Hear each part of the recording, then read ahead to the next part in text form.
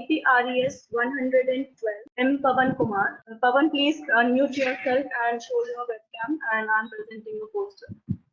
Hello. So, Pawan, your time starts. Good evening, everyone. I'm Pawan Kumar, pursuing PharmD in Mallareddy Institute of Pharmaceutical Science, and I'm here to present case on right multilocular emphysema. Starting with the introduction, emphysema is a collection of purulent exudate, which means pus or any bacterial infection or anything in the pleural space, and a procedure done to treat this is lung decortication, which is a medical procedure which involves removal of surgical layer or membrane or a fibrous cover of an organ. This procedure is done when the lung is covered by a thick or inelastic pleural field, which restricts the expansion of lung.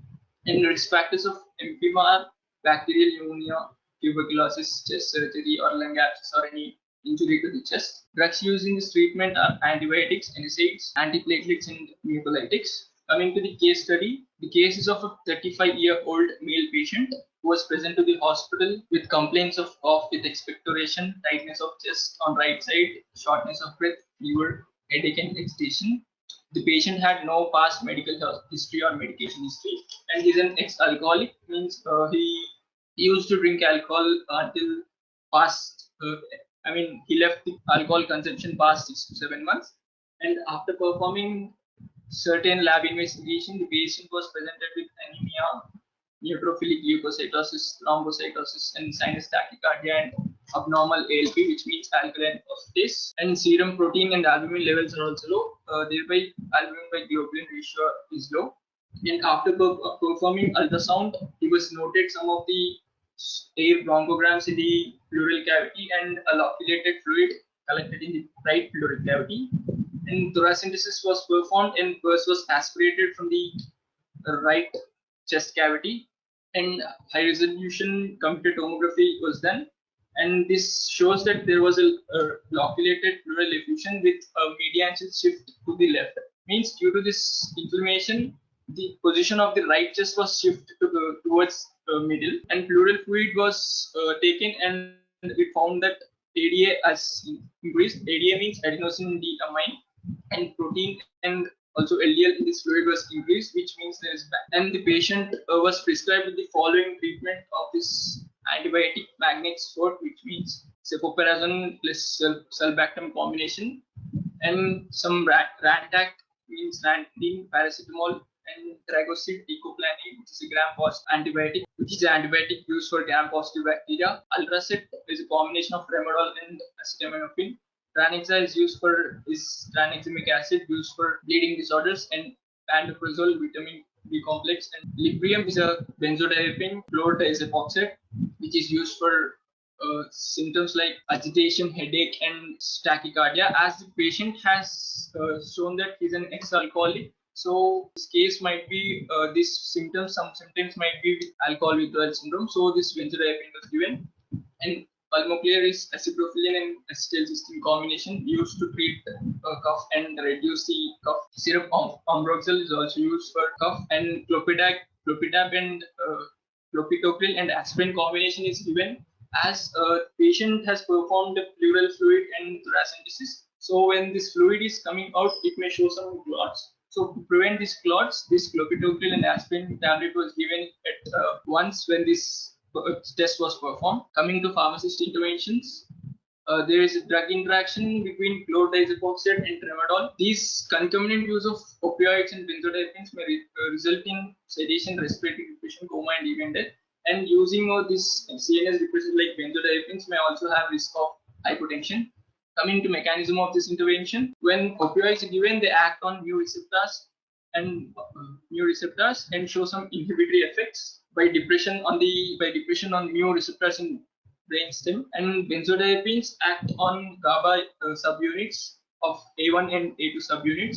These leads to sedation in CNS, leads to neuromuscular blockade. So there is a decrease in alveolar ventilation, and there is decrease in tidal volume, leads to decreased oxygen supply and increased carbon dioxide, leads to respiratory depression. And when both the drugs which have same effect like respiratory depression are used, they cause apneas and hypopneas. thus leading to respiratory distress, and if left untreated, it may lead to coma and even death. So there is a pharmacokinetic interaction between these agents which have their effect on respiration, and a study shows that this combination can have more hypoxia and hypercapnia when they used than single. Coming to the other interventions, there is a drug duplication of paracetamol. Like they gave injection paracetamol, and also in ultrasound it consists of tramadol and paracetamol. And drug duplication of pantoprazole and ranitidine.